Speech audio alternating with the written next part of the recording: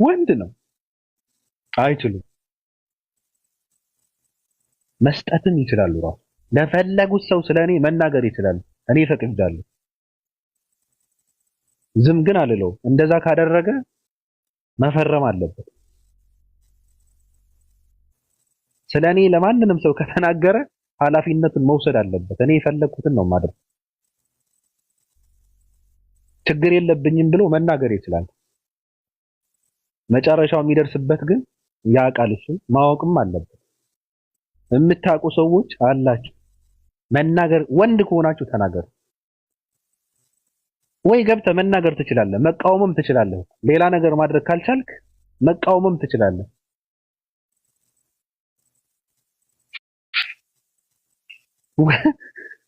ወንድ ናችሁ። ሽንታሙ ይህ እናንተ እንትን እንተዋወቃለን፣ ሁላችንም እንተዋወቃለን።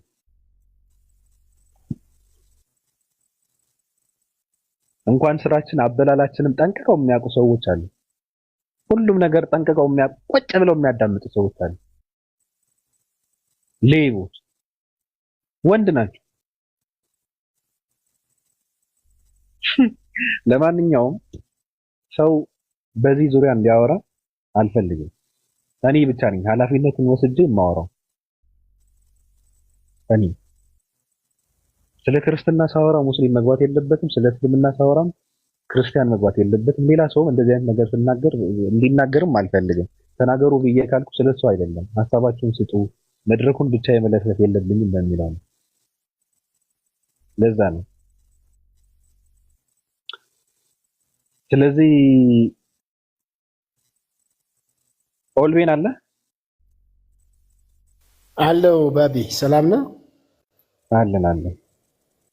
እንዴት ነው? ሚሳይሉን ፈርቼ እኮ ለመግባትም ያው ትንሽ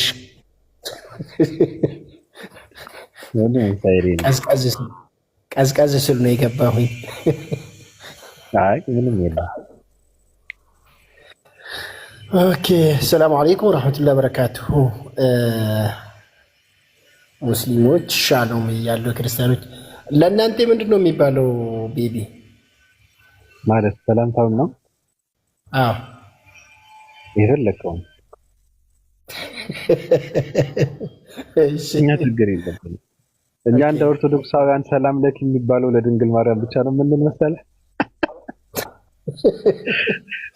ሰላም ላንቺ ይሁን ማለት ለድንግል ማርያም ብቻ ነው ግዕዝ ስለሆነ አሉ።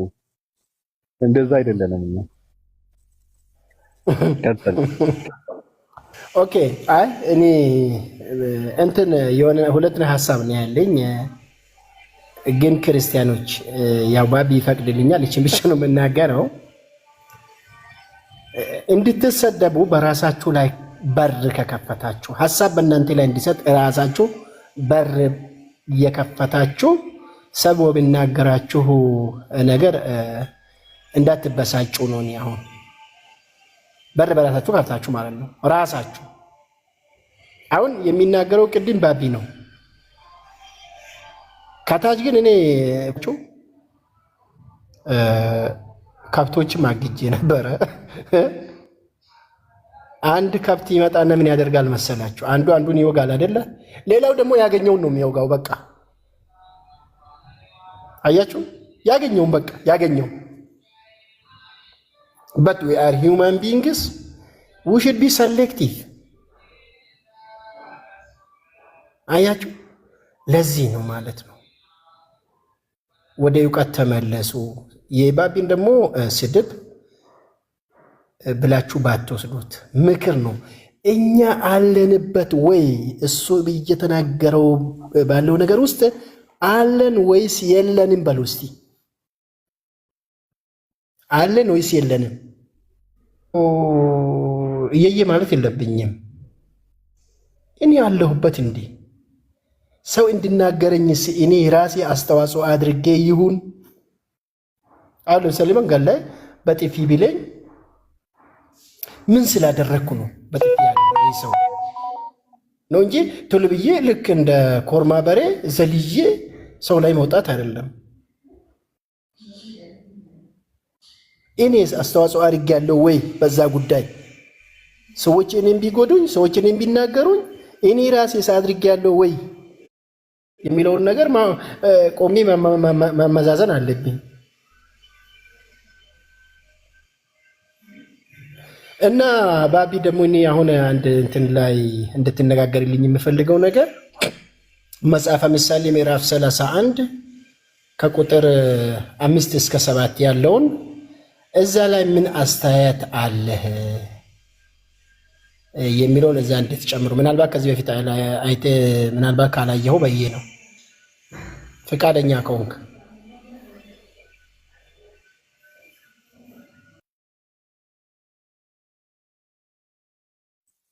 ምን አልከኝ? መጽሐፈ ምሳሌ ምዕራፍ 31 ከቁጥር 5 እስከ 7 ያለውን ላይ ያለን አስተያየት ፈልጌ ነበረ። ስለ ምንድን ነው የሚያወራው? ስለ አስካሪ መጠጥ ነው የሚያወራው። ስለ መጠጥ ምናምን ነው። በጣም ነው የሚገርመኝ ሁልጊዜ ያ ነገር። ድህነት እንዲረሳ መጠጥ መጠጣት አለበት ምናምን ነው። ለነገስታት አትስጡ፣ ለመሳፍንት አትስጡ፣ ሕይወቱ ለማረረው ግን ስጡት፣ ለድሃ ስጡት። መጽሐፍ ቅዱስ ነው። ግን አንዱ አልገባህም የኢየሱስ ክርስቶስ ደም ነው አለኝ። አይደለም። ቀጥል እስቲ። ማን የጻፈው ይህን መጽሐፍ?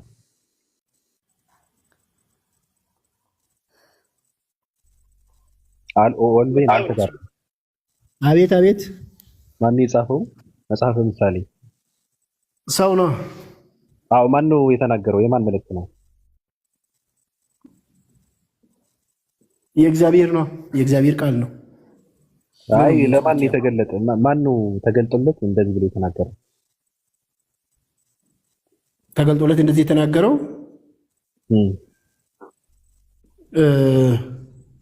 ቦታውን ቆይ ላውጣና ሊው። እኔም ዝም ብዬ ነው ያነበብኩኝ። ከታች ያለውን ብቻ ነው ያነበብኩኝ። ባለፈው ድንገት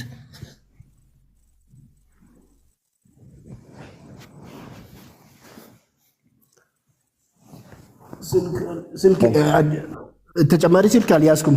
ካወቅ ንገረን። አይ አውቄ አወቅኩ እንትን አይደለም። ማወቅ አለማወቅ ሳይሆን ምንድነው መጽሐፍ ቅዱስ ውስጥ እኔ በብዙ ነገር ነው የምከፍለው። መጽሐፍ ቅዱስ አንደኛ ነገር መጽሐፍ ቅዱስ ሁሉም መጽሐፍ ቅዱስ ነው ብዬ አላምንም። ገብቶሃል? አላምንም። ለምሳሌ አሁን የጳውሎስ መልእክቶች 10 ምናምን እንትኖች እኔ መጽሐፍ ቅዱስ አይደለም የተቀደሰ መልእክት አይደለም ብዬ ነው የማምነው። ለምሳሌ ገብቶሃል አባባሌ? አሁን ገብቶኛል። እነሱ የሚሉት ነው የነገርኩት። እሱ ራሱ ነው ገብቶ መናገር ያለበት ስለዚህ አይነት ነገር። ከፈለገ ደም ያድርገው፣ ከፈለገ ሽንት ያድርገው፣ ከፈለገ እንትን ያድርገው። ሰው ራሱ የሚያምንበት ሰው ካለ ገብቶ መናገር ይችላል። ምክንያቱም እኔ መጽሐፍ ቅዱስን ብዬ ስል ምንድነው በብዙ ነገር ነው የምከፋፈለው። መጽሐፍ የማይድንበት ብዙ ነገር አለ መጽሐፍ ቅዱስ ውስጥ የተጻፈው ማለት ነው። አሁንን ይሄ ከጀዘበው ትውልድ ጀዝቤ የምቀበል ሰውም አይደለም። ስለዚህ ለማንኛውም ስለ ቃሉ መናገር ያለባቸው የገባቸው ሰዎች ናቸው። እኔ አይገባኝም ምን ማለት እንደሆነ። ገብቶሃል አባባሌ?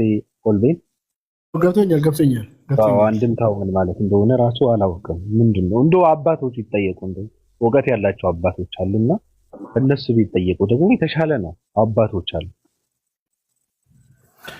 ማሂ እውነት ነው እያለች እስቲ ማሂ ከገባት አስገቧትና እስቲ ምናልባት ከገባት ትንገር። ምክንያቱም አሁን 5 ቁጥር ላይ ምንድን ነው የሚለው ግልጽ ያለው ነገር ማለት ነው። ብርቱ መጠጥ ይላል። ብርቱ መጠጥ ኢንሴንስ ምንድን ነው? ኢንቶክሲካንት ማለት ነው። በቃ በጣም ወይም ደግሞ አልኮል ኮንቴንቱ ሀይ የሆነ ነው። ከታች ያላችሁ ክርስቲያኖች እስቲ ገብታችሁ አይደለም ካላችሁ እንድታስረዱኝ ነው። እኔ በጣም ስለሚገርምን የእግዚአብሔር ቃል ሆኖ ብርቱ መጠጥ አልኮል ኮንቴንቱ ምንድን ነው? በጣም ሀይ የሆነ ነው ብዬ ነው የወሰድኩኝ። አዎ አልኮል ኮንቴንቱ በጣም ሀይ ነው። ይሄ ብርቱ መጠጥ የሚባለው ማለት ነው። ለምሳሌ አልኮል ኮንቴንታችሁ በጣም ሀይ ከሆኑት ሎካል አረቄ ናት፣ ነጯ ማለት ነው። ጥፋት ምን ልታደርገው ነው እዛ ጋር? ጥፋት አዎ ጥፋት ብሎ አይደለም ጀምረው እዛ ጋር እንትን ቆይ ላምብብል ቆይ እንትኑን ለጥፋት ለቀረበው ሰው ብርቱ መጠጥ ስጡት ነው አይደል የሚለው? አዎ ምን ማለት ነው? አሁን ጥፋት ምንድን ነው? ለጥፋት ለደረሰ ሰው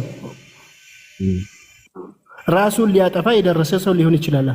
ራሱን ሊያጠፋ የደረሰ ሰው ወይ ደግሞ አንድን ነገር ለማጥፋት የደረሰ ሰው ብርቱ መጠጥ ትሰጠዋለህ። ለድሃም እንደገና ደግሞ ብርቱ መጠጥ ትሰጠዋለህ። ምንድነው? ድህነቱን ይረሳል ይላል። ራሱን ስለሚስት ማለት ነው። ይሄን ከየት ነው የምታገኘው? ከቴክስቱን ቀጥሎ እዛ ጋር ራሱ አለ። ልክ ነህ። አሁን ነፍሱ ለመረረው ነው። ግን ነፍሱ ምንድነው? ነፍሱ ለመረረው የወይን ጠጅ ስጡ ይጠጣ ድህነቱን ይርሳ ነው ማለት ትክክል። አዎ ከላይ ደግሞ መሳፍንቶችንና ለንጉሶች ደግሞ እንዳትሰጡ ይላል። ምን የድሃ ልጆችን ፍርድ ይስታሉ ይላል። ተመልከት፣ ይስታሉ። ለምን? የወይን ጠጅ አስካሪ መጠጥ ምንድን ነው? ራስህን ስለሚያስት ትክክለኛ ፍርድ መስጠት አትችልም ነው። ግን ለነዚህ ማህበረሰቦች ደግሞ ተመልከት፣ ለድሃ ህይወቱ ለመረረው ብትሰጥ ምንድን ነው የሚሆነው ነው? መጽሐፍ ቅዱስ ምን እያስተማረን ነው? የእግዚአብሔር ቃል ነው ካላችሁ ምን እያስተማረን ነው? የሰከረ ሰውስ ምንድን ነው የሚያደርገው? ሶሻል ክራይሲስ ሁሉ እኮ ይፈጠራል እኮ በሰውየውና በማህበረሰቡ መካከል ያለው ምን ይፈጠራል? ደግሞ እንዴት መሰለ፣ ብዙ ሰዎች እንደዛ አይነት ሰዎች ቢኖሩ በአንድ ማህበረሰብ ውስጥ እንዳለ አረቄ ቤቶችን ክፈቱ ማለት አይደለም ወይ ነው እኔ ጥያቄ። ይኸውልህ ለምን እዛ ሄዶ ነው በቃ መጠጣት አለባቸው ማለት ነው። ግን እንደ መንግስት ራሱ ምንድን ነው ሰዎችን አደራጅታችሁ ምንም ይሁን ምንድን ነው ወደ ልማት አስገቡ ነው። በድሆች ላይ ማረማመድ አይሆንም ወይ? ጠጥቶ የገባ ሰው እናትን ሚስቱን ከልጆቹ ይለያል ወይ? እኔ ባቢ እውነት ለማካበድ አይደለም ወላሂ በጆር በትክክል ይሰማማል። እኛው አካባቢ ማለት ነው ሴክስ አድርጓል ሰውየው ሰክሮ ገብቶ ከወለደው ልጁ ጋር ከወለደው ከሴት ልጁ ጋር ግብረ ስጋ ግንኙነት ፈጽሟል። ከነ ቀበሌው ከነ ወረዳው ነው የማውቀው፣ ከነ ቦታው። አልተገደለም? ማን ነው የሚገለው? መገደል አለበት ይታባል ወይ ጉድ! ይሄው መጽሐፉ ራሱ እኮ እንደምመስል በመጽሐፉ ራሱ ሰውየው ቢከራከር እኮ ጠጡ እንጂ የሚገርመው ደግሞ ይኸውልህ አሁን ጠጡ እንጂ አትስከሩ ይላል። which one is voluntary which one is involuntary act? ቮለንተሪ አክቱ ምንድነው? ጠጡ ነው። ተመልከት፣ መጠጣን ነው አንተ መቆጣጠር የምትችለው። አለመስከርን ግን አትችልም። it is out of your control, the control of your mind። ከማይንድህ ራሱ ውጪ ነው ማለት ከጨብ እንትን ካደረግ አዎ በጣም ይገርምን። ተመልከት፣ ትልቁ ቄስ የሃይማኖት አባት ጠጡ እንጂ አትስከሩ ብሎ ሲያዝ፣ ዶክተሩ ደግሞ ተማሪ የተባለው ይሄ ትክክል ነው ብሎ ሲወስድ፣ ግን ተምሯል እኮ ስለ ቮለንተሪ ነርቭ እና ቮለንተሪ ነርቭ የሚባሉ ነገሮችን መቼስ ያው ባዮሎጂ የተማረ ያውቃል። የትኛው ነው መቆጣጠር የምትችለው የትኛውን ድርጊት ነው መቆጣጠር የማትችለው የሚባለውን ነገር ማለት ነው። አንዴ ምንድነው ባላንስን ካሳተህ በኋላ እንዴት ብትሰግድ ትቀጣለህ? እንዴት ይባላል? እንዴት እንደ ኃጢአት ይቆጠርበታል? ስከር ብሎ አዘው ከመካከላቸው ኃጢአት የሌለበት በድንጋዩ ገራው ነው መልሱ።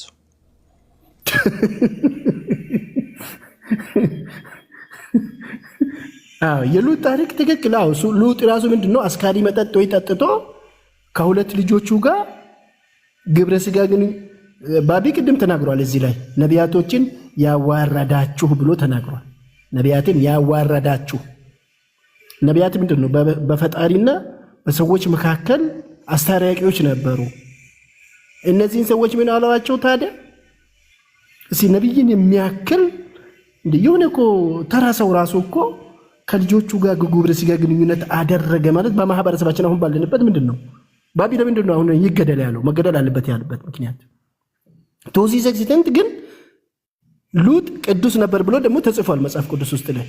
የሚገርመው ደግሞ ሉጥ ራሱ ምን ተብሏል? ቅዱስ ነው ተብሏል። ይሄ ቅዱስ የተባለው ግን ምን አድርጓል? ከሁለት ልጆቹ ጋር ምንድነው ግብረ ስጋ ግንኙነት አስረገዘ። ምን ያክል በቃ የሚሰቀጥ ለአፍ ለንግግር። ይህን ደግሞ ቄሶች በአደባባይ ወጥቶ ታውቃላችሁ አይደለ? እንትን ያሉት ሰውዬ ስላሴን መረዳት አይቻልም፣ ከባድ ነው። እንዲሁ ዝም ብላችሁ ልዩ ሶስት በሉ፣ ልዩ ሶስት። በጣም አሳዘኑ እንደዛ በማለታችሁ። የጭንቀት ጥግ ማለት ነው እኮ በቃ ህዝብ ማህበረሰቡ አልቻለም እና ምንም ማድረግ ሲያቅታቸው ልዩ ሶስት በሉ ልጆች አሉ። ታስታውሳላችሁ አይደለ? ምናልባት ይህንን ቪዲዮ ያየ ምን አሉት? ሁለት ይፈቀዳል ነው ያሉት አይደለ? አረቄ ሁለት ይፈቀዳል ብሎ የሚያስተምር አባት። አልኮል ከጤና አንጻር ሊቨር ሲሮሲስ የሚያመጣ አይደል? እንዲ አረቄ ማለት የመጀመሪያ አልኮሆሊክስ የሚጠቁት ምናቸውን ነው?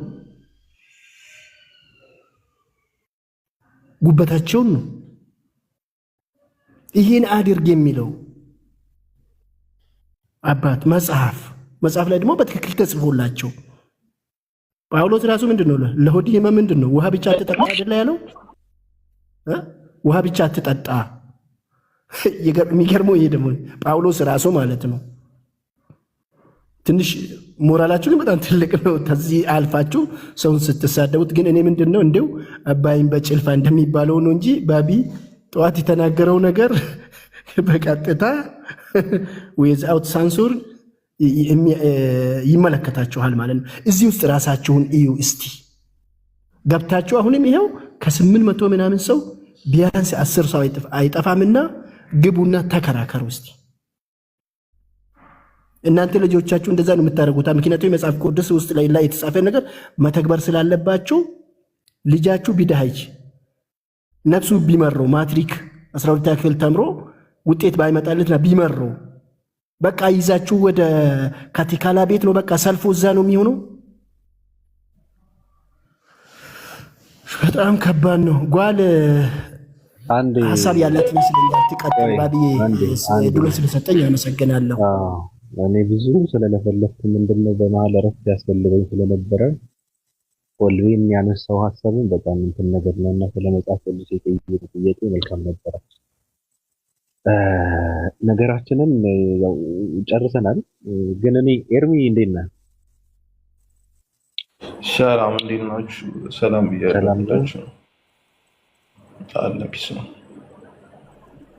እሺ ሰላም ላንተ። አንተ የተጠቀምከው ሲምቦል አለ ትንሽ እንትን አጠገብ ማለት ነው።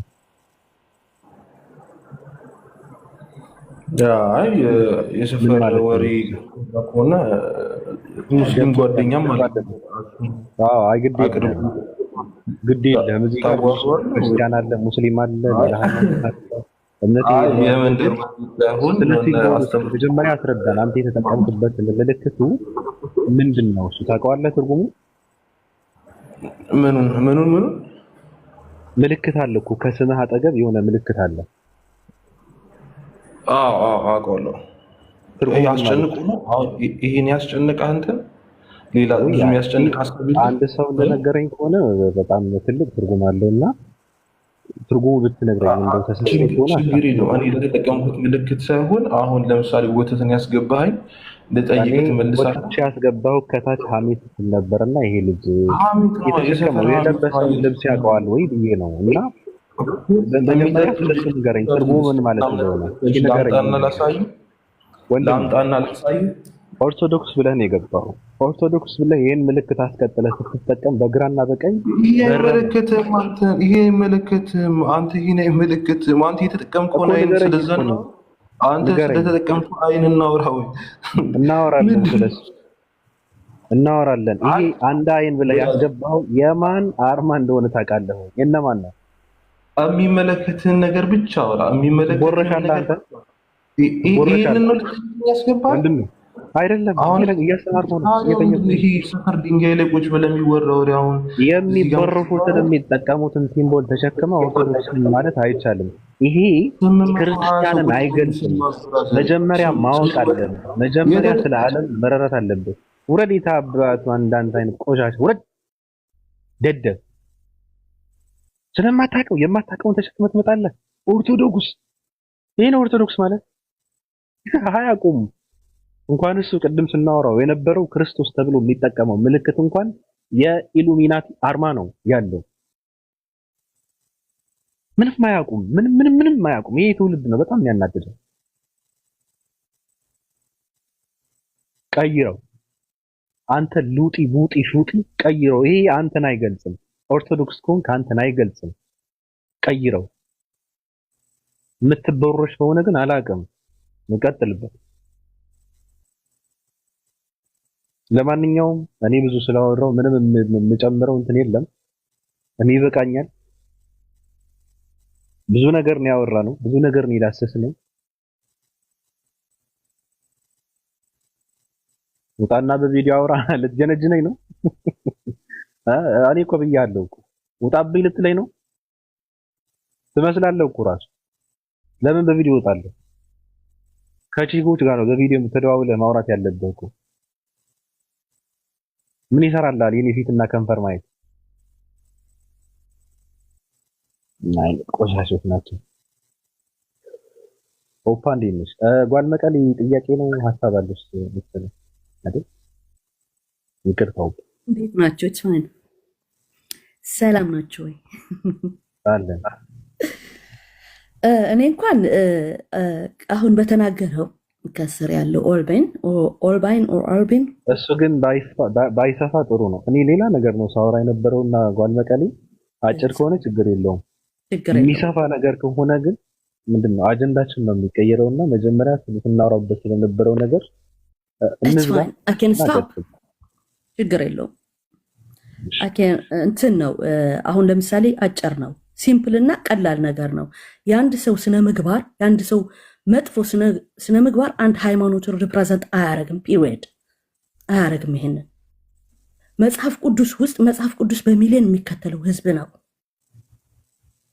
ይሄኛው ግሩፕ ደግሞ እነዚህ ነገሮችን ኤክስፕሌን ማድረግ የማይችል ከሆነ ያኛው ጳውሎስ ኦር ሁኤቨር ኢን ዘ ባይብል ኢዝ መግለጽ የሚችሉ ሰዎች አሉ። በእነሱ አንደርስታንዲንግ ኤክስፕሌን ማድረግ የሚችሉ ሰዎች አሉ እና እዛ ጋር መጠየቅ ይሻላል ብዬ ነው ማምነው። ምክንያቱም መጽሐፉ ራሱ እንደዚህ ይላል እንደዚህ ኢንቫይት ያደርጋል ብሎ መናገር አይ ዶንት ቲንክ ኢትስ ራይት፣ ትክክል ነው ብዬ አላምንም። ያንድ ሰው ባህሪ አንድ ሃይማኖትን አይገልጽም። ያንን ሰው ባህሪ ብቻ ነው የሚገልጸው። እችን ብቻ ለማለት ነው። ምክንያቱም በጣም ትክክል የማን ባህሪ ነው? አንድ ሰው ለምሳሌ ሰውየው እንዳለው ማለት ነው ሰክሮ መጥቶ መጽሐፉ ላይ ራሱ በእንደዚህ አልኮል ጠጡ ይላል ምናምን ነገር አለና እኮ የሰው ባህሪ እኮ አይደለም። የመጽሐፍ ቅዱስ ቃል እኮ ነው ሲያነብ የነበረው። እንደዛ ቢለው መጽሐፍ ቅዱስ የተጻፈ ነው። አይ ነው ግን እንደዛ የሚያደርግ ነው። ዌት ያንን የሚያደርግ ሰው መጽሐፍ ቅዱስ እዛ ላይ የተጻፈው እኔ አላየሁም ሆነስትሊ ስፒኪንግ። ግን ደግሞ ይሄንን የሚያደርግ ሰው ያ ሰው ባህሪ ነው የሚገልጸው እንጂ ሃይማኖትን ሪፕሬዘንት ያደርግ።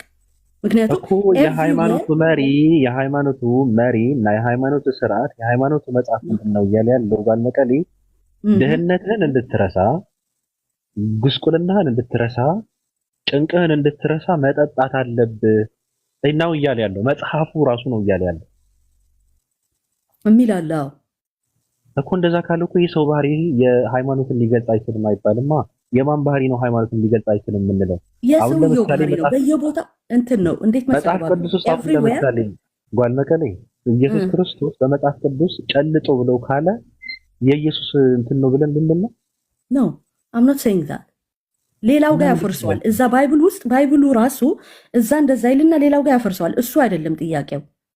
የኔ ማለት አሁን ለምሳሌ በየቦታው ኤቭሪዌር ብትሄድ እንደዚህ አይነት ሰዎች አሉ።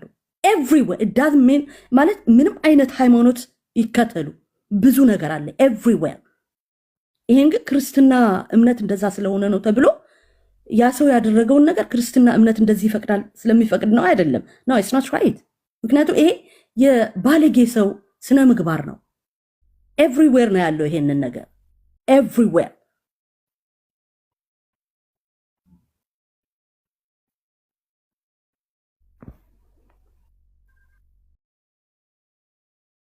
ጓልዬ ያፈረሰበትን አንዴ ከይቅርታ ጋር ታሳይናለሽ። መጠጣት ትጠጡ የሚለውን ጥቅስ ንገሪ። ትክክለኛ ጥቅሱ ባላቀውም ባይብል ውስጥ አይደለም መጠጣት ወደዛ ማየትም እንደሚከለክል አውቃለሁ። አይ ኖ ፎር ሹር የሆነ ጥቅሱ ላይ ኦኬ ኦልቤታ ባይብል አሁን እኔ ጋር ይቅርታ ሊዱ ሆልድ ኦን አ ሰከንድ እኔ ስለ ባይብሉ ነው አይደለም ባይብሉን የራሱ አልከተለውም። ነገር ግን ስለ ሰው ባህሪ ነው እንደዛ የሰው ባህሪ እንደዛ ያደርጋል ኤቭሪዌር ሪሊጅን እንትን ጋይድ ስላደረገው አይደለም እንደዚህ የሚያደርጉ ሂውመንስ አሉ ኤቭሪዌር ነው ያልኩ ያለሁት። ይሄንን ግን ሪሊጅን ነው ሪዝኑ ማለት አንችልም። አይ ዶንት ቲንክ ኦኬ እሺ በቃ እኔ ኤቪደንስ ነበር የምፈልገው ግን ታዩ እሺ ችግር የለም በቃ ወደዛ ወደ ድሮ ሐሳብ ተመለሱ።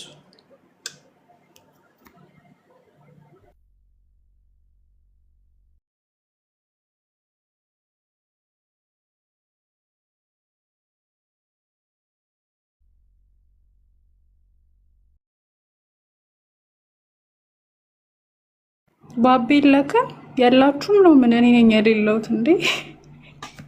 ኦፕ ያለሽ ጉድ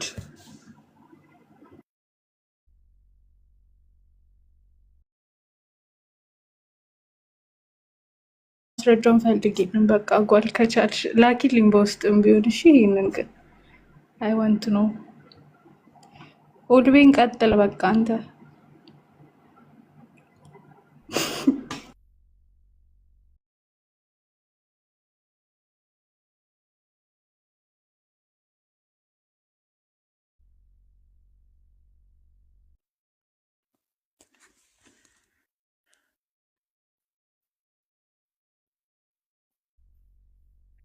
ጠርታችሁኝ ነበር? አንቺ ምንድነው ብቻዬን የሚያስለፈልፉኝ? ለስሙ ገስት ላይ ተሰቅለው ያሉ ማለት ነው። በጣም ነው ልብ የሚነካው ምራቄ። እንዴት ናችሁ? ደህና ነኝ እኔ። ምራቅሽ የለም? አዎ ሁላችሁንም ሰላም ብያለሁ። አሁን አትጠጡ ድህነታችሁን አትርሱ ነው። ምንድነው አልገባኝም እኔ። አይ ታዩ በቃ እሱን ነገር ማሪ አስረግጠን የምንናገረው እንጠጣለን። ለኢትዮጵያ ሕዝብ የተጻፈ ማሪ ለኢትዮጵያ ሕዝብ የተጻፈ ይመስለኛል። ከምንም በላይ ደግሞ ማለት ነው መጠጥ ከድህነት ጋር መያያዙ ይገርመኛል። ልቤ ነው የሚነካው።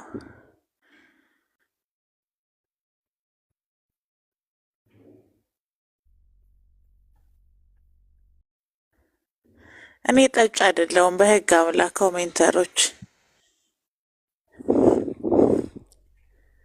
እኔ ድህነቴን ለመርሳት እየጣርኩ ያለው ሰው ነኝ።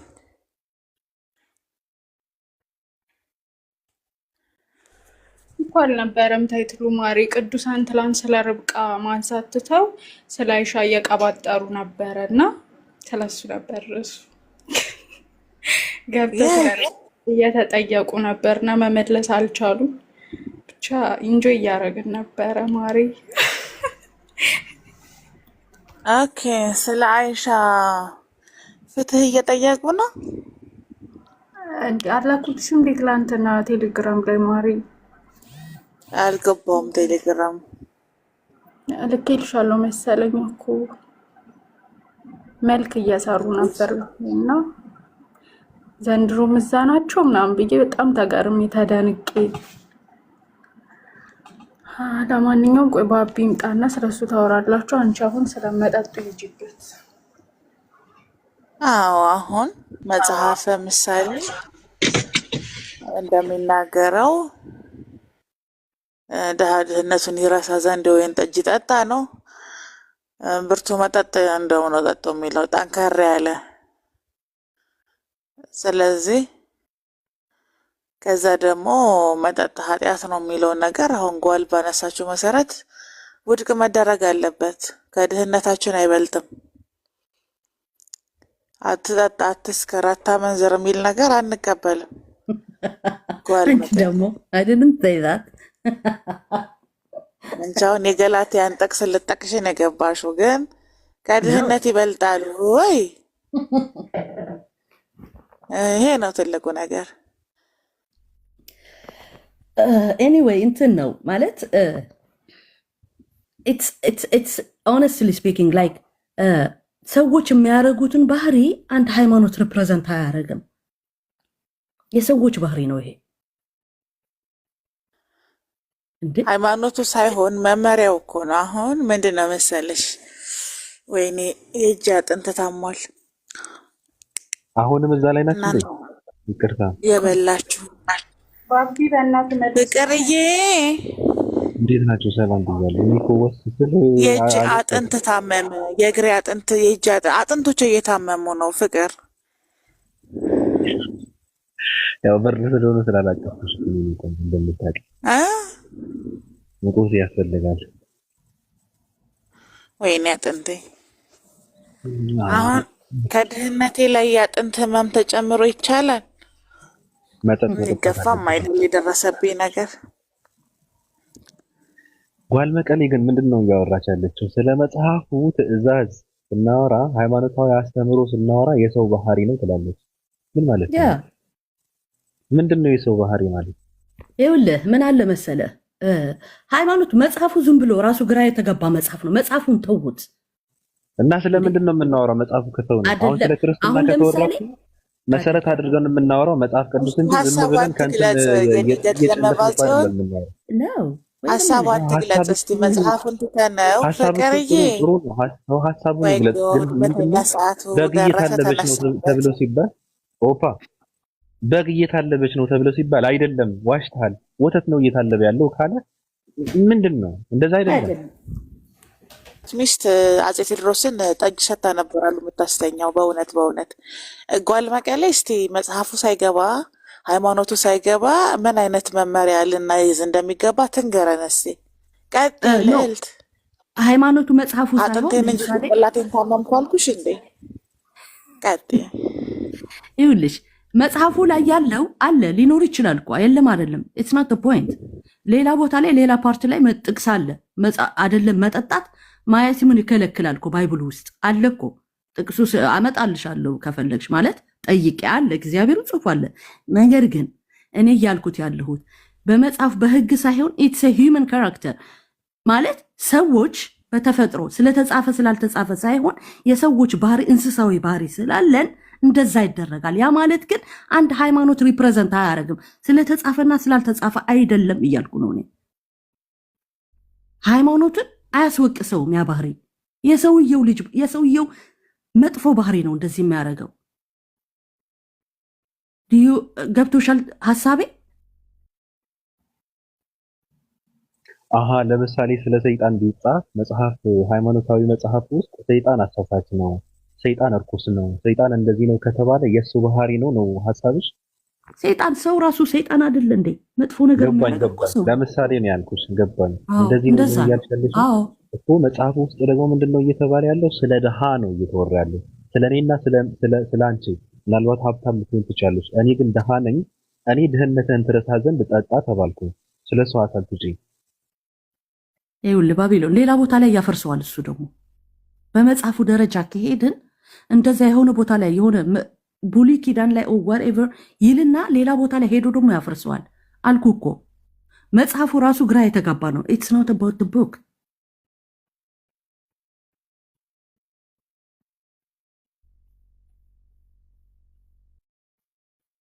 በቃ እኔ አጀንዳዬን ጨርሻለሁ። ቀጥሎ ማውራት የምትፈልጉት ነገር ካለ አውሩ።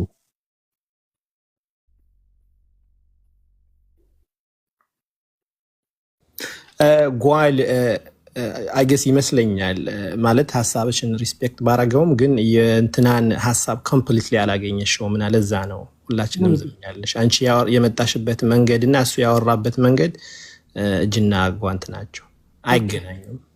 ሜቢ ስላልገባኝ ይሆናል። አይ ምናልባት ይሆናል። ግን እኔ የሰማሁት ምንድን ነው መጽሐፋቸው ራሱ እንደዚህ መጽሐፉ ራሱ እንደዚህ ይላል እና ሊድ እንደሚያደርግ ነገር ነው መሰጅ ያስተላለፉ which is ለእኔ as a person የማንንም ሃይማኖት ደጋፊ ሆኜ አይደለም።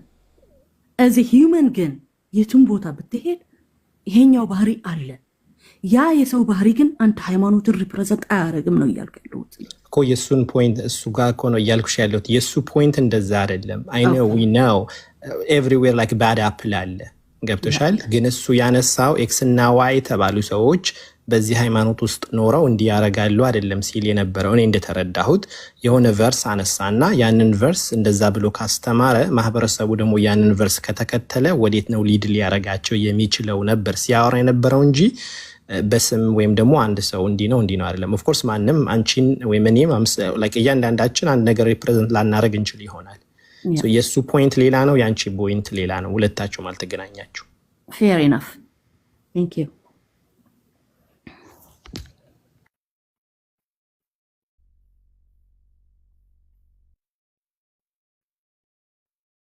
ጓልዬ አትስከር የሚለውን የመጽሐፍ ክፍል የመውሰድ መብትሽን ተጠቅመናል። ጠጡ የሚለውን ግን የትኛው ወዳታለሁ መሰለሽ? ከባይብል የምወስዳት እኔ ውሃ ወደ ዋይን መቀየሯ እሷ ወስዳታለሁ። ሌላውን ብዙ ባልወስድም እሷን ግን ወዳታለሁ፣ ወስዳታለሁ። ቺርስ። ውሃ ወደ ዋይን ተቀየረ የሚለውን ትወስዳታለሽ? የጴንጤ መንፈስ ይህ ጴንጤ መንፈስ ነው። ወዳታለሁ። ውሃ ላይ እጅሽን ጭነሽ ነው የምትይው ታምራቱን ለመድገም። ወይኔ ደሃ እንጂ መቀለጃ ነን። አሁን እሷን ለምን ወደድሻት ጓልዬ? በቃ ዋይን ስለምወድ ነው። ያው በቃ እንገናኝ በኋላ። እስኪ አጥንቶቼ የፀሐይ ጥረት አጥንቴን ጎርቶታል። አንዳንድ ነገር እናድርግ፣ እንገናኝና ባይ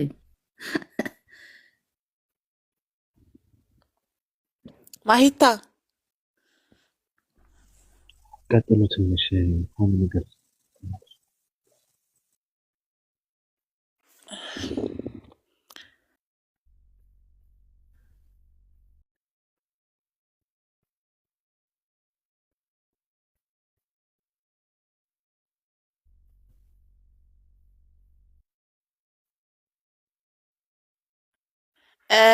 ከሚራክል የምትወስጂው ማለት ነው ጓል ውሃ እንደ ወይን መቀየሩ ነው። አላዛርን ማስነሳቱ እና አትቀበይም? እነሱ ታያቸው እሱን ምናምን ታዩና እኔ በቃ አልኩሽ እኮ ክሊር ነው። እኔ በጣም የተመቸችኝ በእውነት ነው የምልሽ ወይኗ ላይ ነው። ወይኗ ላይ ነው ትኩረትሽ። እሷን ወዳታለሁ። ሌላው ታዩ ወይንሽ ወይን አለ። ጥሩ ምርጫ ነው በእውነት ቢካገኘሽ ከሃይማኖቶች። ውይ ኦፓል ብዙ ነገር ግን በቃ ይሄን ማለቱ ትክክለኛ አስፈላጊ ነው ብዬ አላምንም እዚህ ላይ አሁን። ምክንያቱም ሰው ሴንሲቲቭ ነው በጣም። ግን እኔ እሷን ወስዳታለሁ። እኔ ጥሩ ነገር የሚመቸኝን ወስድና ሌላውን ዝም ብዬ ተወዋለሁ። ሲምፕል ቀላል ነገር ነው። ምክንያቱም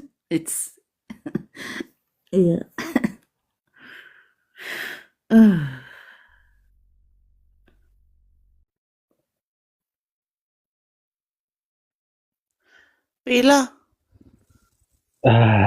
እሺ፣ ወዮፓ እንዴት ነሽ? ቤት ነህ? አለን የደመናው ይመስገን።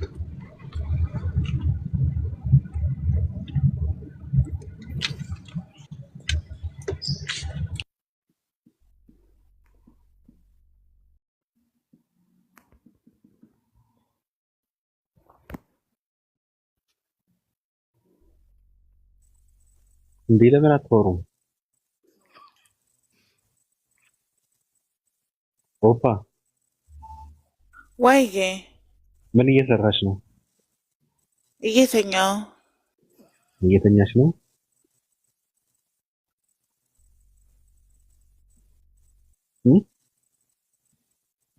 አዎ እየተኛው ነው።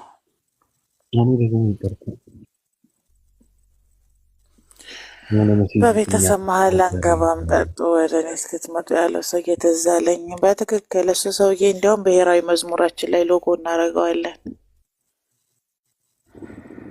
እሺ ቢላ እንዴት ነህ? እኔ ቅድም ይቅር እንዴት ነህ? አለን ይመስገን። ሰላም ነው። ይሄው አለን። ምን ትለናለህ? አይ ምንም አልልን፣ ግን ጓል ባነሳችሁ ጥያቄ ላይ እኔም ጥያቄ ነበረኝ፣ ግን ምዕራፉ ዘጋችሁት መሰለኝ። አዎ ይዘጋጅ። እንትን አስፈላጊ አይደለም። ሌላ ጉዳይ ነበረ ስናወራ የነበረና አንፈልገው ደግሞ የሞተ ነገር ማንሳት ጥቅም ስለሌለው ቀጥሎ ወደ ሌላው ነገር። አይ እኔም አልቀጥልም፣ ግን ምንድነው እኔ ስናገርበት እንዴ አልኮል ዲስከሽን አላለም። አዎ ይዘጋጅ። ምንድነው ቅድም ሳወራ የነበረው ስለ አኢሻ ስለተወራ አይደለም እና ሐሳቡን ሰጠንበት እንጂ ስለ አኢሻ ስለተወራ ሳይሆን አንዳንድ ሙስሊም ነን ባይ መሀይም ሰዎች ክርስቶስን ሲሳደቡ ስላየን በዛ የተነሳ ርዕስ ነው። እነሱ ደግሞ ከምን ተነስተው ከየት ተነስተው እዛ ጋር እንደደረሱ ምክንያቱም ከስር መሰረቱ አንስተን ስናወራ ነበርና አንዳንዴ እንትን አይደለም ዝም ብለን ምንድነው የአኢሻ ጠበቃ ለመሆን አለበት። ልታወሪ ነው? አይ ድምፅህን አስተካክለውና በብዬ ነጥቡን አስይዘላል ነበር ነው። እኔ አልነበርኩም። አሁን እዚህ ቤት ነው ስለ አይሻ የተነሳው ሌላ ቤት ነው ወይስ የተነሳው ሀሳብ ላይ ሪያክት እያደረጋችሁ ነው የነበረው? ኦኬ ኤርፎን ልቀይርና ልለፍልሽ እንዴት ነው? በድምፅ ብቻ ለፍልፍ ኤርፎን ምን ያደርግልሃል? ታላቅ ሰው አይደለህ? አልችልም እኔ ያለች አልችልም። ችግሩ ምንድነው አሁን የምጠቀመው ኤርፎን የእናንተ ድምፅ በጣም ደስ ይላል፣ ያኛው ደግሞ ትንሽ ደከም ስለሚል እኔ ደግሞ በስነ ስርዓት የእናንተ ሰርስሩን እንዲገባ ነው የምፈልገውና ልቀይረው አንዴ።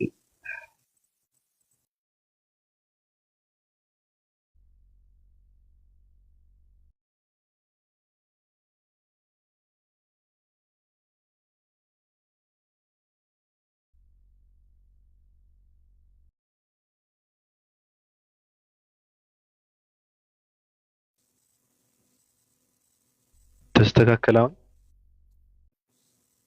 አሁን ቆንጆ ነው።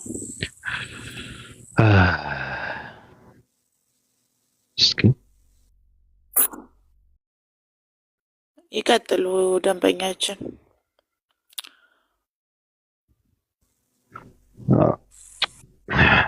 አይደብራቸውም እነዚህ ሰዎች ዝም ብለው በቃ በእንትን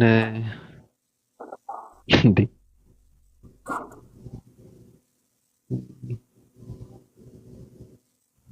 ለነገሩ ይሻላል። እሺ እዚህ ጋር ነው ሰው ጋር እያወራሁ ስለሆነ ነው ይቅርታ።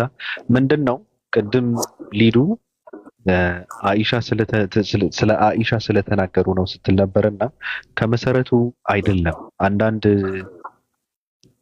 ምንም እውቀት የሌላቸው ምንድነው ሙስሊም ነን የሚሉ አንዳንድ ሰዎች አሉ። ሶሻል ሚዲያ በጣም ከባድ ነው። መናገር ስላለብህ መናገር ስለቻልክ መናገር የለብህም ብለን የምለው ሁሉ ሰው ወደ ራሱ ተመልሶ ስለ ሃይማኖቱና ስለ ራሱ ስለ ውስጡ ማወቅ አለበት ብለን የምለው እንደዚህ አይነት ነገር እንዳይፈጠር ነው። አንዳንድ ሙስሊም ነን ባዮች ሲሳደቡ ሰማሁ። ተደጋጋሚ ነው የሰማሁት ራሱ እንጂ ዝም ብዬ እንትን አይደለም።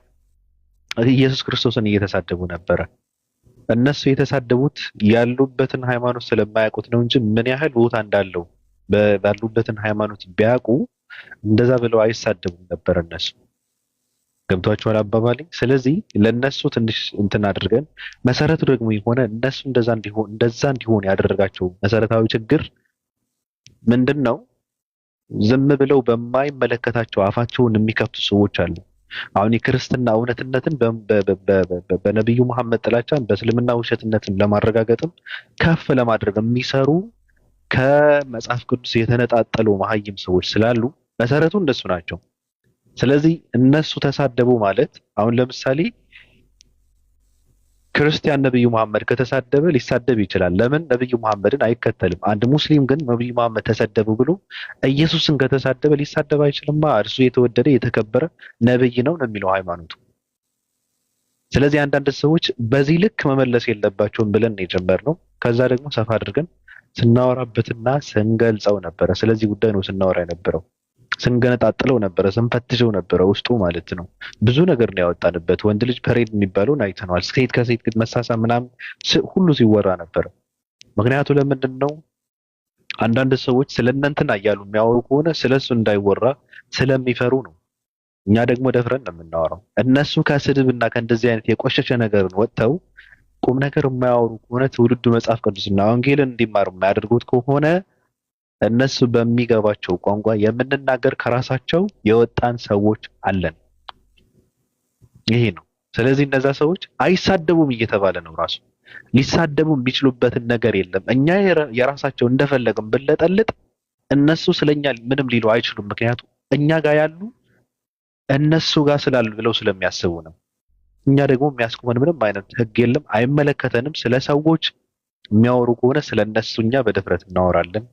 አስፈላጊ ከሆነም እነሱ በሚሄዱበትን ልክ ወይም በሚገባቸው ቋንቋ እንመልስላቸዋለን ነው የነበረው ጉዳዩ እና ነገሩ ጨርሰናል።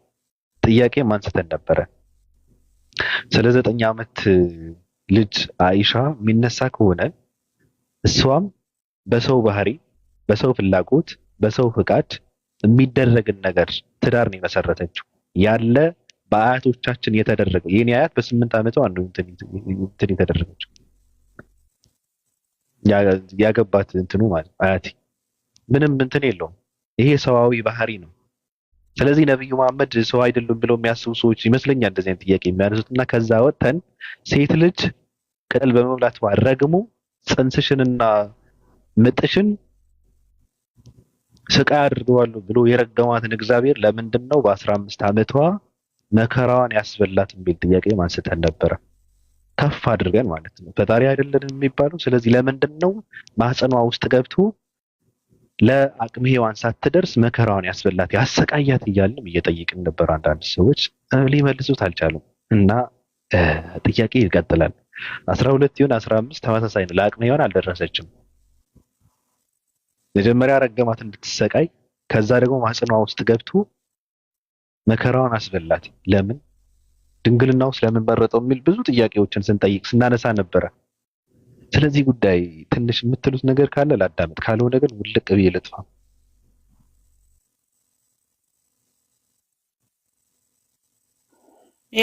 ያው ብዙ ጊዜ ለአይሻ ፍትህ ይጠይቃሉ ክርስቲያኖች። ደስ ይላል በእውነት መልካምነታቸውን ነው የሚያሳየው። ሲምቦን ደፍረው ገለው ምንም ማድረግ አይቻልም። በጣም ብዙ እነ ሄቨን እኔ ደፋሪን የሚቀልብ ሰው አብሮ እንደደፈረ ነው የምቆጥረውና የ6 የ7 የ9 ዓመት ልጅ በዚህኛው ክፍለ ዘመን በዚህኛው ካላንደር ሞተው በብሔርና በሃይማኖት ደብቀው እንዲያውም አስታውሳለሁ ዲያቆናቶቻቸው እኛ ይገደል አንልም ክርስትና ግድያን አይፈቅድም ብለው ሲከላከሉለት ነበር። ለደፈራትም ሴት ሄቨንን ማለት ነው። እና ጥሩ ነው። እኔ አሁን በጣም ደስ የሚለኝ አንዱ ከ1400 ዓመት በፊት ያልነበረ ታሪክ ጥብቅና ይቆማሉ። አይሻ እንዴት በ9 ዓመቷ ታገባለች? ድምጽ መሆን እንፈልጋለን፣ ፍትህ ለአይሻ ምናምን ይላሉ። በጣም ደስ ይላል በእውነት ግን ዋናው ፖይንቱ ምንድነው? እነሱ በስንት ዓመታቸው ነው የሚያገቡት? የጋብቻ ስርዓት የላቸውም። ሴት በስንት ዓመቷ ነው የሚያገባው? ወንድ ልጅ በስንት ዓመቱ ነው የሚያገባው? ምንም የጋብቻ ህግ የላቸውም። እና ምንም ነገር የሌለው ሰው የማውራት ሞራኑን ከየት አመጣው የሚለው ነው የኔ ጥያቄ። የላቸውም በመጽሐፍ ቅዱስ የጋብቻ ስርዓትም ህግም የላቸውም። ስለዚህ ብዙ ጊዜ ማርያም በ12 ዓመቷ በ15 ዓመቷ አግብታ ወለደች ምናምን ይላሉ። አሜን ኢየሱስን ወለደች ይላሉ። ለማርያም ፍትህ መጠየቅ ነበረባቸው በእውነቱ። ምክንያቱም ማርያም የወለደችው አምላኳን ነው። አንድ ሴት ስትወልድ ጣርሽንና ምጥሽን አመባብሻለሁ ተብላ የተረገመችው ሔዋን ራሱ አለች፣ የማርያም እናት። ከዛ በፊት የነበረችው ማለት ነው። እንግዲህ ማርያም ሳታመጥ ነው ወይ የወለደችው? ኢየሱስስ እንግዲህ ልጅ ነበረው ወይ? ሽርቷ ነበረው ወይ? አንድ ሴት ስትወልድ የምታደርጋቸው ነገሮች በሙሉ ማርያም አድርጋ ከነበረ ድንግልስ ትባላለች ወይ ነው ሊጠየቅ የሚገባው የሚያሳስበው። ድንግል ሆና ልትወልድ አትችልም፣ ድንግል ሆና ልትጸንስ ትችላለች ብሎ ያሳመኑት ኦልሬዲ ይሁን ብለን ካሰብን አምጣን የወለደችው በማህፀን የተወለደው እንግዲህ ኢየሱስ እና መጠየቅ የሚፈልጉትን ነገር ስለሚፈሩ የማይመለከታቸውን ነገር ነው ፍትህ የሚጠይቁት። ምክንያቱም አይሻ ባለትዳር ናት፣ የነብዩ ሚስት ናት።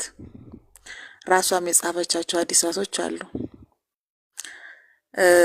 ከሷም በኋላ እስከ ቅርብ ጊዜ ድረስ ሁሌ ነው የምናገረው ከሆነ ኢትዮጵያኖች መጠየቃቸው ይገርመኛል። የአይሻ እድሜ በ9 ዓመቷ እንዴት ታገባለች የሚለው ሞራኑን ጌታ እስቲል በዚህ ክፍለ ዘመን ይጋባሉ፣ ይድራሉ። አያቶቻቸውን ብትጠይቃቸው 100 ዓመት ያልሞላው ታሪክ የኢትዮጵያ ታሪክ ውስጥም እንደዛ ነው የሚድሩት። አይደለም 1000 ዓመታት ያስቆጠረ ታሪክ ነው የምልህና ከራሳቸው ጥያቄ ለማምለጥ የሚያደርጉት ጥረት ነው። ፍትህ መጠየቅ ያለበት ለአይሻ አይደለም።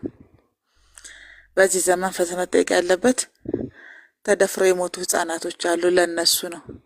በሃይማኖታቸው ከሆነ ደግሞ ፍትህ መጠየቅ ያለባቸው ለሔዋን ነው። ምጥሽንና ጣርሽን አበዛብሻለሁኝ ብሎ ረግሟት ዛሬም እያማጠች እየጣረች ነው ያለችው። እሾክና ሚኪላ ይወጋሃል፣ የላብህን እንጀራ ትበላለህ ተብሎ የተረገመው አዳም እርግማኑ አልተነሳም። የሔዋንም እርግማን አልተነሳም። ዛሬም የወር አበባ ታያለች፣ ዛሬም ታምጣለች፣ ዛሬም ፍቃዷ በባሏ ስር ነው ያለው። ስለዚህ ፍትህ መጠየቅ ያለባቸው ለሚያምኑበት እምነት ነው። የኢየሱስ መሞት የቀየረው ነገር የለም። እነዚህ ከገነት ሲባረሩ የተረገሙት እርግማኖች ዛሬም ስላሉ ፍትህ መጠየቅ ያለበት ለአዳምና ለሔዋን ነው። መሰረታዊ ፍትህ መጠየቅ ያለበት ለኢየሱስ ነው።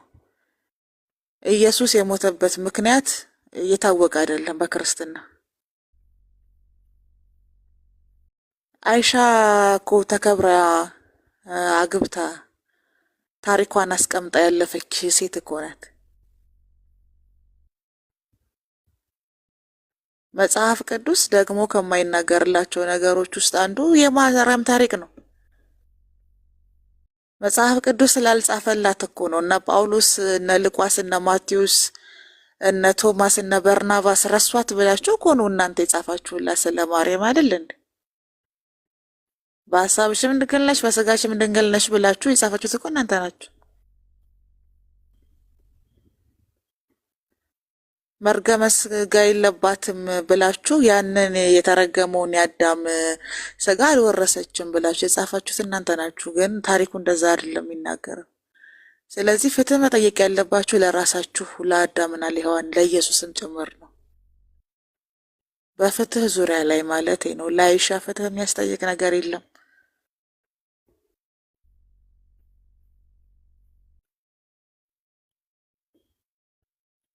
ምን አይነት ፍትህ ነው የምትጠይቁት? ዘፍጥረት ላይ የተደረጉ እርግማኖች ኢየሱስ እንዲሞት ያስደረገው አዳም ከገነት የተባረረበት ሔዋን የተረገመችበት ሰውና እግዚአብሔር ተኳረፉ ተጣሉ የተባለበት ነገር አልተቀየረም እያልኳችሁ ነው።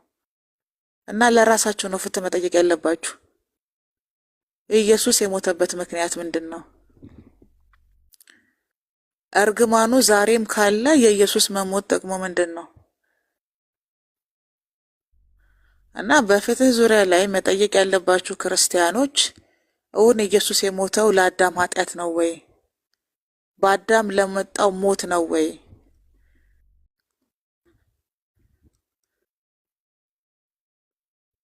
ያ መርገመ ሥጋ የተሸከመው አዳም ያ ዘፍጥረት ላይ የተረገሙት አዳምና ሔዋን እርግማናቸው ስርየት ካልተደረገ ጥቅሙ ምንድን ነው የኢየሱስ መሞት? ፍትህ መጠየቅ ያለባችሁ ለኢየሱስ ነው፣ ለአዳምና ለሔዋን ነው እንጂ ለአይሻ አይደለም።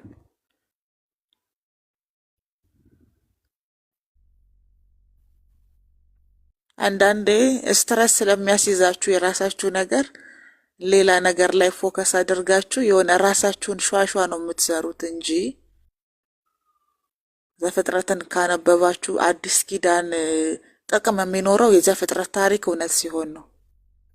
አዳም እና ሔዋን በለሱን መብላታቸው፣ ከዛ መረገማቸው፣ ከገነት መበረራቸው፣ ከዛ በሞት በአዳም በኩል የገባው ሞት በኢየሱስ በኩል እንዲወጣ እንዲቆም ተደረገ የሚለው ታሪክ እውነት መሆን አለበት።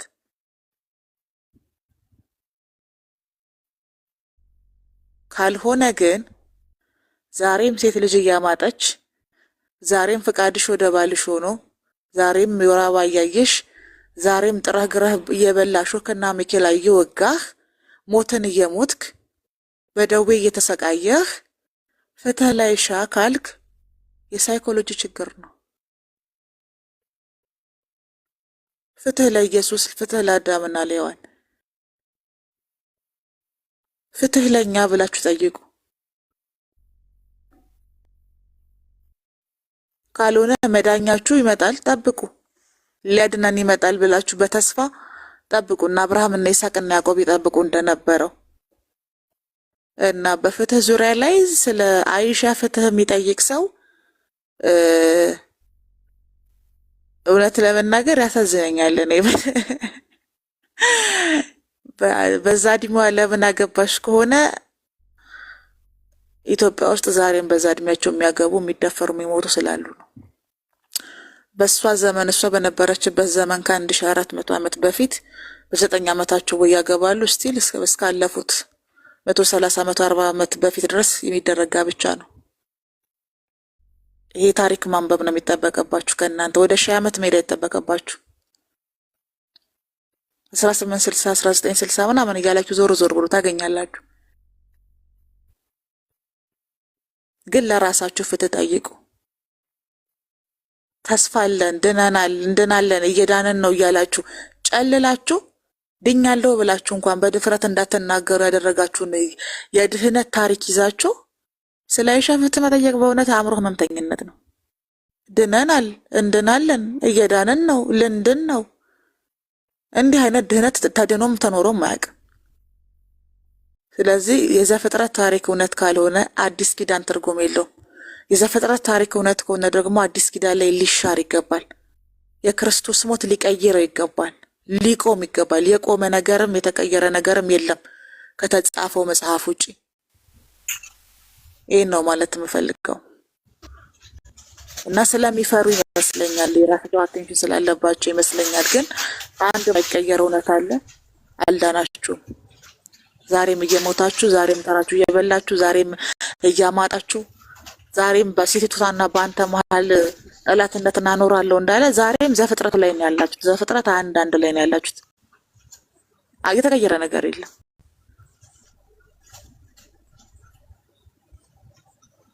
ቅጠል ከመልበስ ልብስ ወደ መልበስ፣ በባዶ እግር ከመሄድ በጫማ ወደ መሄድ፣ ዛፍ ስር ከመተኛት ቤት ውስጥ መተኛት፣ በእጅ ከመቆፈር በትራክተር መቆፈር። ይሄ ከሆነ ይሄ አማኞች ነው ያደረጉላችሁ፣ ኢየሱስ አይደለም ያደረገላችሁ። ይሄን እነዚህ ስልጣኖች ጥንታዊ ቻይናውያኖች ያደረጓቸው ናቸው። ዓለማችን ላይ የሰለጠኑ ሰዎች ያደረጉት ነገር ነው እንጂ አምላካችሁ ያደረገላችሁ ነገርም አይደለም። ይሄ የሚያምንም የማያምንም የሚጠቀምበት ስለሆነ ስልጣኔ ድህነት ሊሆን አይችልም። ሳይንሱም ያንን ስለማያሳይ ማለት ነው። እና ራሳችሁን አድኑ፣ ፍትህ ለእናንተ ጠይቁ።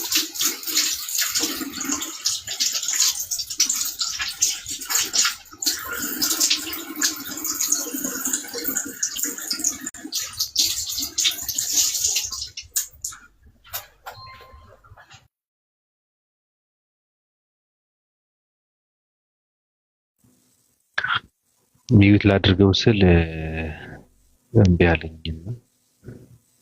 ጥሩ ነቀላቸው ትንሽን ምን ያደረገ አላውቅም። የሆነ ነገር ሰማሁ እና ጥሩ ነው ድምፁ እንትን ቢመስልም ከማን ነው? ለማንኛውም ጃ እንዴት ነህ? ጥሩ ሀሳብ ነው። ቅድስት ኦፓ እንዴት ነህ ጃ? ሰላም ነው አልሐምዱሊላህ። ሁሉ መልካም ነው። ሰላም በቃ ሰልመ ቀረ ቀረ እዛ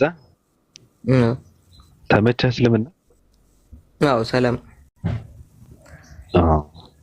አንዳንድ ሰዎች ግን ይንገዳገዳሉ እና ይለብሱትና ለማስወለቅም በጣም ይቸገራሉ። እንደው እንትን በምትሄድበት ማውራት የምትፈልገው ነገር ካለ ትንሽ እንትን በልና ከሌለ ደግሞ ስለዚህ ጉዳይ የሆነ ነገር ብትልን ሰለምቴ ስለሆን ከአንዳንድ ሰዎች ይሄ እንትኑ ይለብሱትና ጃኬቱን ማለት ነው ለማስወለቅ በጣም ይቸገራሉ። አንዳንድ ሰዎች ለምን እንደው ስሜቱ እንትን አድርጎ ከነበረ ብዬ ነው። ለምን ይመስላል? አልገባኝም። ከምን ከሰለሙ በኋላ ነው ግራ የሚጋቡት? እኔ ግራ መጋባት የሚባለው ነገር አልተጠቀምኩትም፣ ግን የለበሷትን እንትን ለማድረግ በጣም ይቸገራሉና ሲንገዳገዱ ምናምን ያለው ገብቷል። ይሰልሙና ወይ ይከርሱስና ከዛ ደግሞ ለመመለስ መከራቸውን ይበላሉ። አይ እንትን ነው ብዙ ጊዜ ክርስትና ውሸት መሆኑን ያውቁና ከዛ ክርስትና ውሸት መሆኑን ካረጋገጡ በኋላ ዝም ብለው ሃይማኖት አልባ ለመሆን የሚሰልሙ ሰዎች አሉ። ገብቷቸው ምናምን ሳይሆን እስልምናው በቃ ክርስትና ውሸት ከሆነ እንግዲህ ዝም ብዬ የሆነ አንድ እምነት ሊያዙ ወይ ደግሞ ያ ክርስትና ውሸት እንደሆነ የነገራቸው አካል ሙስሊም ይሆንና ባዶዬን ከመሆን ወይም እምነት አልባ ከመሆን ብለው የሚሰልሙ ሰዎች አሉ፣ ሳያውቁት ማለት ነው እስልምና። ስለዚህ ነገ ላይ የሆነ አዲስ ነገር ሲሰሙ ደግሞ መልሶ ይመለሳሉ። ከመጀመሪያውም ሳያውቁት ስለሰለሙ ማለት ነው። ጠይቀው አረጋግጠው ምናምን አይሆንም ወይ ስለ እምነቱ አውቀው አይደለም የሚሰልሙት። ለዛ ይመስለኛል። አዎ አንዳንዶችም እንደምታውቀው እንግዲህ እኔ ነኝ ያየኋቸው አይተዋቸው ከሆነ አላውቅም፣ ግን ምንድነው እኔ በሰልምም ይላሉ በእስልምና ሕግ ግን አልገዛም። እኔ ትናንት ሳደርገው የነበረው ላይ እንትኔን ማስቀጠል ነው የምፈልገው የሚሉ ሰዎች አሉ። ገብቶሃል አባባሌ? ይዘኛል። አዎ ግን እኮ ምኑን ታዲያ እኮ አሁን እኮ አንድ ሰው እኮ ሰለመ ወይ ክርስቲያን ሆነ ምናምን ሲባል አንድ ሃይማኖት ራሱን የቻለ ሃይማኖት መመሪያ አለው። በዛ ካልኖርክበት እኮ ምንም ትርጉም የለውም። ዝም ብለህ እንደ አይዲዮሎጂ ከተቀበልከው እውቀቱ ብቻ ነው ያለህ ማለት ነው። አላመንክም በዛ ነገር እስካልኖርክበት ድረስ ጠቅላላ እውቀት ብቻ ነው ያላቸው ማለት ነው ስለዛ ነገር። አዎ ግን ምን ማድረግ አለባቸው? ለምሳሌ አንዳንድ ሰዎች እንዳልኩ ህጉን መገዛት የሚባል ሰዋዊ እንትን አለ፣ ሰዋዊ ፍላጎት። የሰው ልጅ ደካማ ነውና ምንድነው ደካማነቱን እንትን የሚያደርግበት እንትን አለ፣ ይሄ የሚገለጽበት ገብቶሃል አባባ? የሆነ ነገር ያስፈልጋቸው እዛ ውስጥ ተዘፍቀው ይቀጥላሉ። እዛ ውስጥ ከተዘፈቅ ደግሞ ከሱ ካልወጣ ወይ ከዛ ካለህበት ከገባህበት ካልወጣ ደግሞ መንፈሳዊ የሚባል ነገር ውስጥ ሊያስተናግድ አይችልም። እንደነዚህ አይነት ሰዎች ምን ማድረግ አለባቸው? ያው እንትን እኮ የለም አሁን በእስልምናም ሰው ፍጹም ይሆናል ተብሎ አይታሰብም፣ ወይም ፍጹም ሰው አይሆንም። ኃጢአት ውስጥ ነው የሚሆነው። ማንኛውም ሰው ሙሉ ለሙሉ ከማንኛውም አይነት ኃጢአት የጸዳ ፍጹም ሰው አይኖርም። ከዛ ውጭ ግን ያ ፍጹምነት ሌላ ነገር ነው። ከዛ ውጭ ግን እስልምና የሚያዛቸው የሃይማኖት ስርዓቶች አሉ። ለምሳሌ መስገድ ከሆነ ሴቶች ከሆነ መሸፈን ከሆነ ጸጉራቸውን ወይ ሌሎች ነገሮች፣ እነዚህ ነገሮች እንትን አይጠይቁም። ገብተዋል? ፍጹም መሆን አይጠይቁም። አሁን አንዲት ሴት ጸጉሯን ለመሸፈን ወይ አንድ ሰው ለመስገድ ወይ የታዘዘው ሌሎች ነገሮች ለመስራት ፍጹም መሆን አያስፈልግም። እነዚህ ነገሮች ያው መስራት አለበት። ከዛ ውጭ ግን ሌላ አይነት ትልቅ ፍጹምነት አይጠበቅበትም፣ መሆንም ስለማይችል ማለት ነው እንደ ሰው።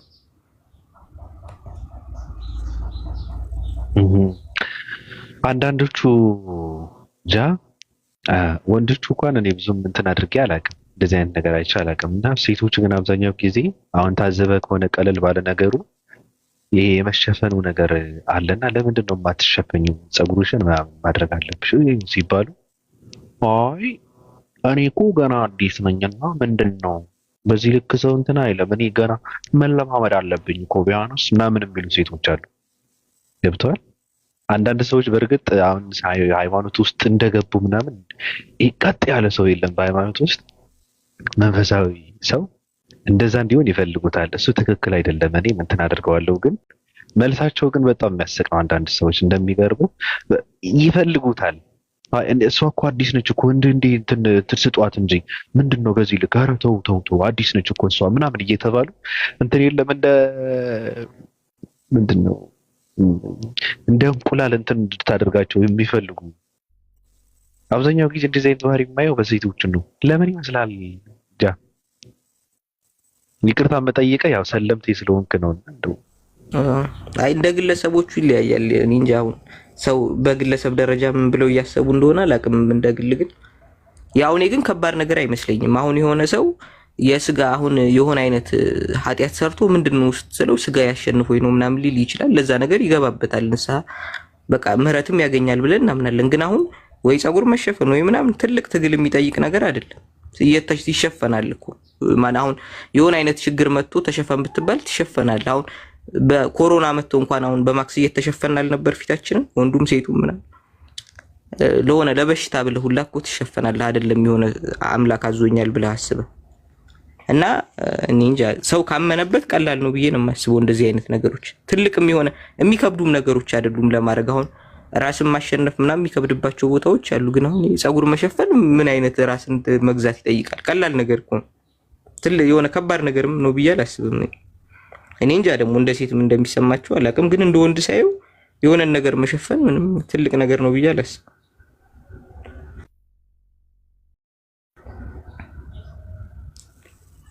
የሚያቅፋችሁም የሚያዝላችሁም ሰው አትፈልጉ።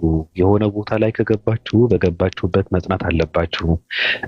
ከየሆነ ቦታ ስትወጡ የምትወጡበትን ስፍራ ከሱ ተስፋ መቁረጥ አለባችሁ። ወደ የሆነ ቦታ ስትገቡ ደግሞ የምትገቡበትን ቦታ ፍጹም ተስፋ ሊኖራችሁ ይገባል። ድንበታለሁ፣ ጸድቅበታለሁ ብላችሁ ማመን አለባችሁ ብዬ ነው የምለው። በእርግጥ ትኩረት ፈላጊ ተብሎ ሲባል አንዳንዴ ለምንድን ነው በዚህ ልክ እንዲህ አይባልም? ሰው እኮ የውስጡን የሚያውቀው ሰው የለም፣ ምናልባት እየተፈተነም ሊሆን ይችላል ምናምን ይባላል። በእርግጥም እኔ አይቻለሁ ትኩረት ፈላጊ ሰዎች መብዛት የለባቸው። ምክንያቱም ቼክ የሚያደርጋቸው ሰው የለም። በራሳችሁ በእድሜያችሁ አትቀልዱ። ምንም ወደ እናንተ ዝሮ የሚያይ ሰው የለም እና ሃይማኖት መቀየር ማለት በነገራችን ላይ ደምህን ማስመጠጥ ማለት እኮ ነው። እኔ በጣም እኮ ነው የሚገርመኝ። ደምህን አስመጥጠህ ሌላ ደም እንትን ማድረግ መተካት ማለት እኮ ነው። እና አንዳንድ ሰዎች ይገባሉ፣ ይወጣሉ፣ ይመላለሳሉ ዝም ብለው ቀለል አድርገውታል። ሰው ለሃይማኖት የነበረውን አመለካከት እንዲደቅ እንዲበላሽ አድርገውታል። እንደዚህ አይነት ምን ልበላቸው ልፍስፍስ ሰዎች ናቸው። የሃይማኖትን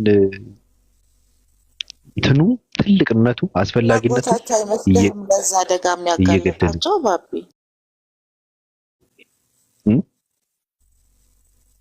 ፍላጎታቸው አይመስልህም? የምን ፍላጎት?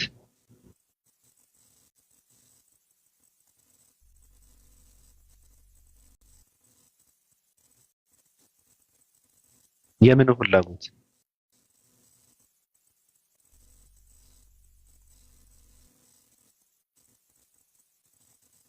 ሰማለሁ።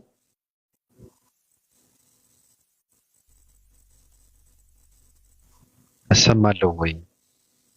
ሊስም ትሰማለህ? በቤት መጣች። እሺ መጣች። ኔትወርክ ነው መሰለኝ። አላቅም። እኔ ብዙ ነገር ነው የማየው። ብቻ ግን ያሳዝናል። በዚህ ልክ አትጀዝቡ፣ አትደድቡ። ከወጣችሁ መውጣት፣ ከገባችሁ መግባት፣ አትልፈስፈሱ።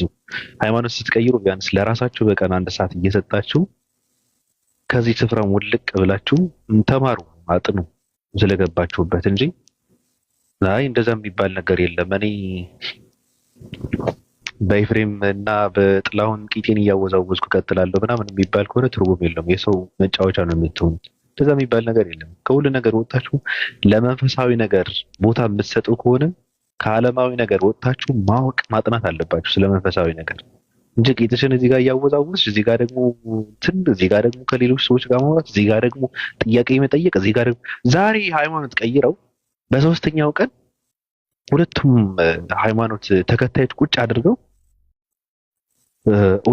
እውነተኛው ሃይማኖት የትኛው ነው ብለው እውነተኛውን ለማወቅ ይሁን ለምን እንደሆነ እኔ ግራ አይገባኝም። ቁጭ አድርገው ንጽጽር ቤታቸው እንትን የሚያደርጉ ሰዎች አሉ። እኔ በጣም እኮ ነው የሚገርመው። ለምንድን ነው ብለህ የምትጠይቃቸው የሚመልሱት መልስ ምንድን ነው አላውቅም። በሶስተኛው ቀን ቁጭ ብለው ለመወዛገብ ለመወናበድ ራሳቸውን አጋልጠው ቁጭ ብለው እንትን ይሆናሉ። እንደዚህ አይነት ራሱን የማያውቅ የሆነ እከክ ትውልድ ነው ያለው። በጣም ደከከናም የሆነ ትውልድ ምንም የሚያደርገውን የማያውቅ ትውልድ፣ ከውስጡ ያልተገናኘ ትውልድ፣ ከራሱ ጋር የማያወራ ትውልድ፣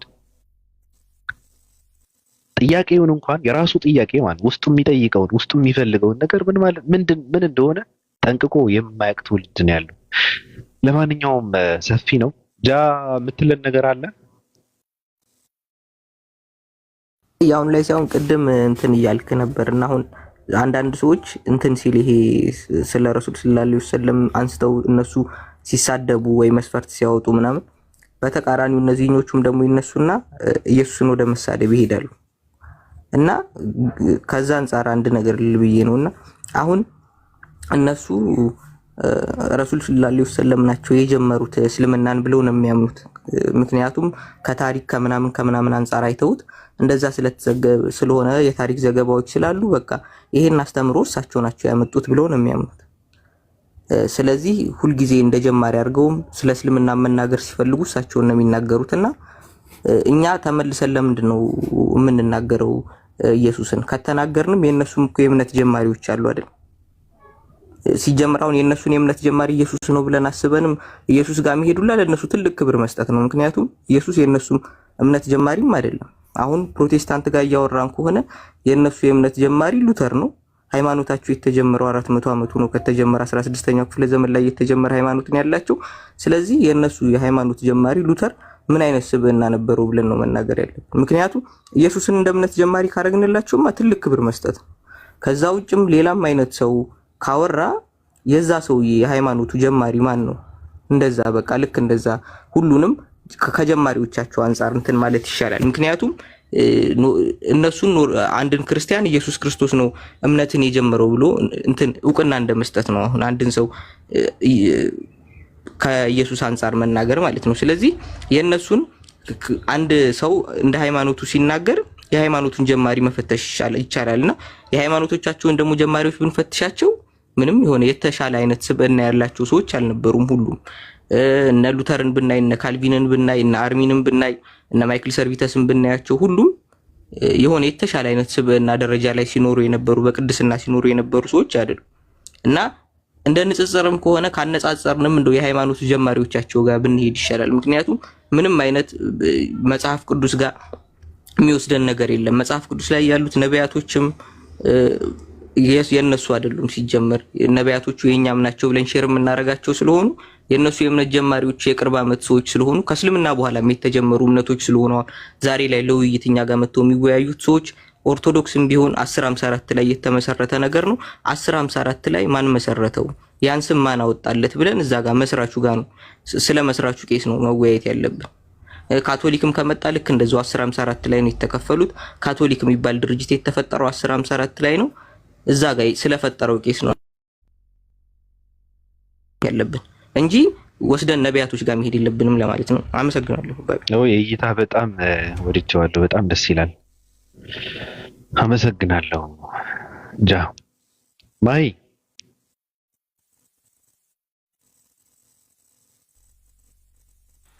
ሰላም፣ እንዴት ናችሁ? ሰላም።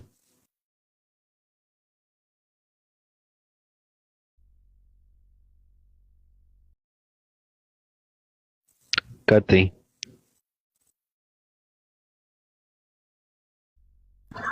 ምን ልቀጥል?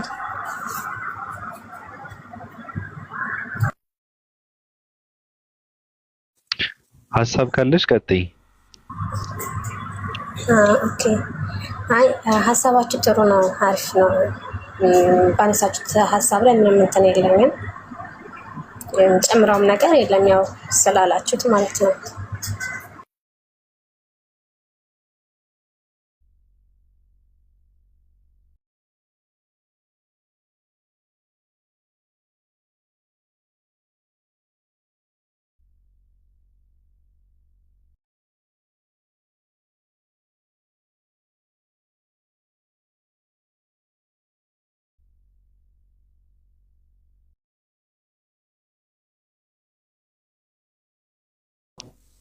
ከቅድም ጀምሮ ቪዲዮ ያደረገኝ ነገር ስለነበረ ነው። ሀሳባችሁ ጥሩ ነው ያልሽው? ያ ሀሳባችሁ አሪፍ ነው። ቅድም ስንለጠልጠው የነበረው ነገር አሪፍ ነው። እሱን አልሰማሁትም። የሰማሁት ሀሳብ አሪፍ ነው።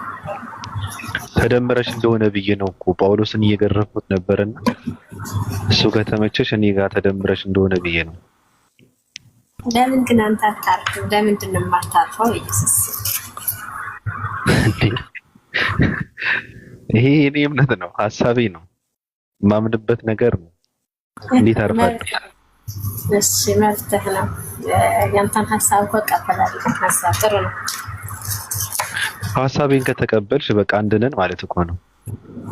አይ አንድ አይደለንም ባቢ፣ አንድ አይደለንም። በዚህኛው ሀሳብ አንድ የምንሆንበት አለን። እናንተን የሚያስማማ ጥሩ ሀሳቦች፣ መልካም የሆኑ ነገሮች። ይሄኛውንም ግን አከብርልሃለሁ። ጥሩ ነው። እኔ ምክንያታዊ ሰው ነኝ። ጳውሎስ ብዬ ከተናገርኩ የምልበትን የራሴ የሆነ አሳማኝ ምክንያት ስላለኝ ነው። ዝም ብዬ ከጥላቻም ከመሬት ተነስቼም አይደለም።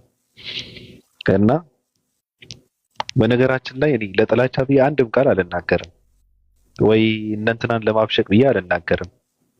ያየሁት፣ ያነበብኩት፣ የተረዳሁት ነገር ካለ ብቻ ምንድነው የማወራው። ስለዚህ ምንድነው እኔ አለመቀበል ሰው መብት ነው፣ ሊቀበልም አይገባል። እኔ ስላወራሁት ግን ቢያንስ እኔ ስለማወራው ነገር ምንድነው ማጥናት ማንበብ አለበት ብዬ እላለሁ። ሰው የሆነ ነገር ይዤ ስመጣ ካወራው ዝም ብዬ አላወራምና ሰው ስለሱ ነገር ቢያጠና መልካም ነው ብዬ እላለሁ። ችግር የለውም። እኔ በሀሳብ ልዩነትን ስለማመን ችግር የለውም፣ ጥሩ ነው። መከባበሩም ትልቅ ነገር ነው። ሰው የሚያምነውን የሚያምንበትን እያወራ ስለሚያምንበትን ነገር መስማማት አለበት ብቻ ሳይሆን ያው ሌላ ደግሞ ጥሩ ነው። ተከባብሮ እንትን ማድረጉ መልካም ነገር ነው። ሩሃይና ወይ ባቢ እንዴት ነህ?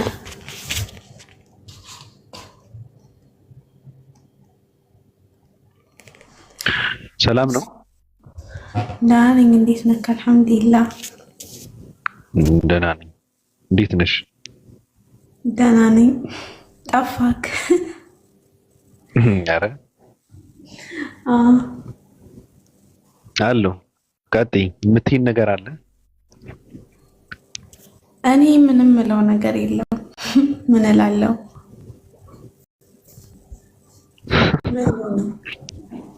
ምንም የለም። ምን አለ ባቢ? ምን ላይ ነው ሀሳብ የምሰጠው? የፈለግሽውን። አይ ምንም ሀሳብ የለኝም፣ ግን እንጃ በጣም ደስ የሚል ልጅ ነው። ማሻአላ አላህ ይጨምርልክ። አዎ ጃን ፍሮ አድርጉት። በጣም ደስ የሚል አመለካከት ያለው ልጅ ነው። ሰው ሃይማኖት የፈለገ ይሁን፣ ንግግሩ በትህትና ሆኖ በፍቅር ሆኖ የሚያምንበትን ደግሞ ምንድነው በሚያምር ቃላቶችን እየተጠቀመ ጥበብን እንትን እያደረገ የሚያወራ ሰው ከሆነ አሪፍ ነገር ነው። መከተል አለባችሁ አለብን ብዬ ነው የምለው። እና ብዙ ትምህርትና ብዙ የሚገራርም ነገር የምታገኘው ከአንተ የተለየ አመለካከትና እምነት መንገድ ካለው ሰው ነው ብዙ ነገር የምትማረው። እና አንዳንድ ሰዎች እውቀትን የሚፈልጉት እኔ በጣም የሚገርመኝ ራሳቸው ተመሳሳይ ሀሳብ፣ ተመሳሳይ ፍላጎት፣ ተመሳሳይ ዓላማ፣ ተመሳሳይ መንገድ፣ ተመሳሳይ ቤት የሚኖር ምናምን እውቀትን ይፈልጓታል። አይገኝም። ምን ታገኛለህ? እዛ ጋማ ያለው ታውቀዋለህ፣ ፈትሸዋል። ግን ደግሞ እውቀትን ማወቅ የምትፈልግ ከሆነ ትንሽ ለየት ያለ ሰው መጎብኘት አለብህ፣ ማየት ማዳመጥ አለብህ፣ ቦታ መስጠት አለብህ፣ መፈተሽ አለብህ፣ ጊዜ መስጠት አለብህ። እና እንደዛ ማድረግ አለባችሁ ብዬ እላለሁ። ፎሎ አድርጉት። ሩሃይናንም ፎሎ አድርጓት፣ ያስፈልጋታል። አንዳንዴ እንደዛ ትላለች። እና እኔ ጨርሻለሁ። በጣም ደክም ብሎኛል። በቀነጠስ መስላችኋል? ፎሎ አድርጉ እስኪ። 2 ደቂቃ እንትን ዝም ልበልና ወይ 1 ደቂቃ አስፈላጊ ነው። ቅንነት ካለ ማይንም ፎሎ አድርጓት። አትከፍልበትም። ፎሎ አድርጓቸው።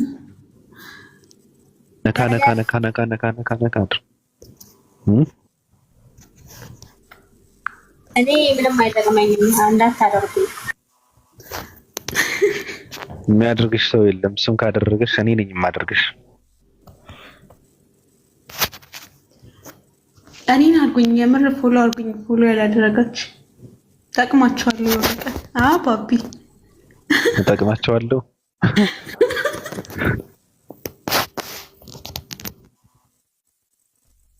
አድርጓቸው፣ ፎሎ ተደራረጉ።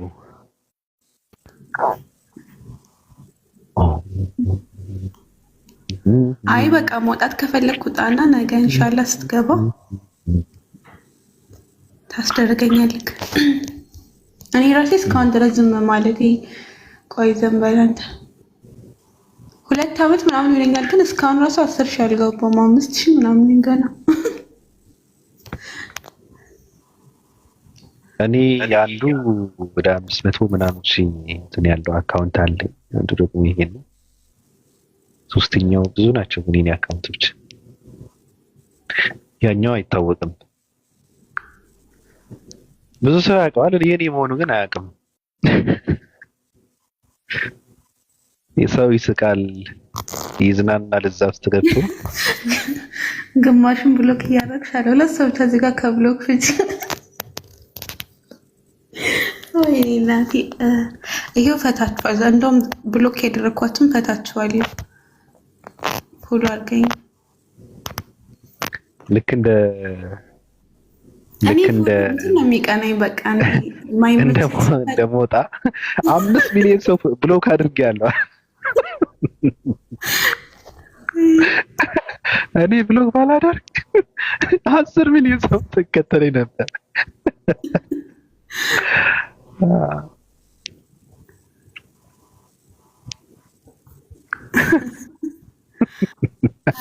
ፎሎ አድርጓቸው። ኧረ እኔ ብዙ ሰው ይታየኛል እኮ ለምን ፎሎ አታድርጓቸው? እንደውም እዚህ ጋር ያላችሁ ሰዎች